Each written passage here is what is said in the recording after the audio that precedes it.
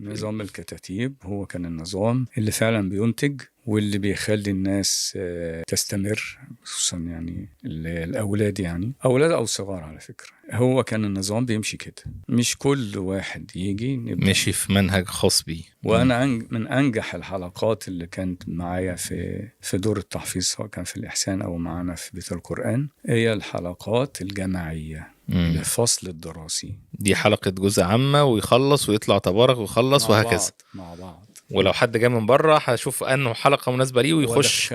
لكن مش كل واحد له حته ما بادئ فيها، واللي هي النظام الاكثر شيوعا الان دلوقتي. لا على فكره النظام دوت اولا بيختصر الوقت جدا، بيخلي كل اللي قاعدين في الحلقة عارفين أو بيتابعوا القراءة، فالحفظ بيثبت. حتى لو جاي مش حافظ كويس، بعد كام واحد، بعد 10 مثلا ولا 5 خلاص هو ممكن يحفظه قاعد أصلا. هو كان بيحصل كده على فكرة كتير يعني. كنت ساعتها قاعد لما مش حافظ في البيت خلي نفسه في آخر الحلقة فعلا الحركات اللي بتتعمل ديت يعني، وخلاص ونحفظ واحنا قاعدين. والله كان فعلا بيحصل كده، الناس كتيرة بتيجي يقول لي خليني في الآخر، خليني في الآخر قبل ما كان واحد كده يقول، فهو إيه خلاص فيلقط ويحفظ. فاحنا بنقول ان لو رجعنا للنظام دوت وطبقناه وكل الدور فعلا ما تاخدش الناس على هواها، لان احنا فعلا عايزين ناخد بايد الناس لنستكمل حفظ القرآن الكريم بايه، بما عندنا من خبرة وبما عندنا من احنا فعلا عايزين الناس تستمر في الحفظ، مش فترة وتنتهي. طب ايه العائق امام النظام ده؟ يعني ليه النظام ده اختفى ومش شغال، او الناس بتستصعبه، او الحفاظ او المشايخ؟ علشان زي ما انا قلت حضرتك ان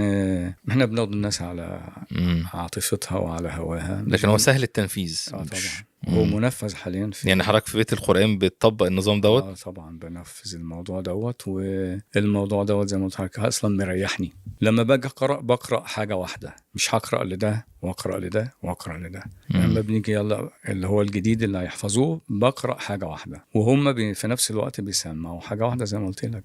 الفايده كتيره جدا. النظام التاني اللي هو كل واحد لوحده ده بياخد مني وقت، كل واحد قاعد ماسك المصحف بيراجع اللي هو واحد في الأحزاب، واحد في البقرة، واحد في غافر، وكل بيراجع اللي هو يسمعه. لكن النظام التاني ده مختصر لي الوقت جدا، بقرأ حاجة واحدة مش بتعب، كلهم بيسمعوا فبيستفيدوا من بعض في التصحيح والأخطاء. الثمرة والنتيجة جميلة مبهرة يعني.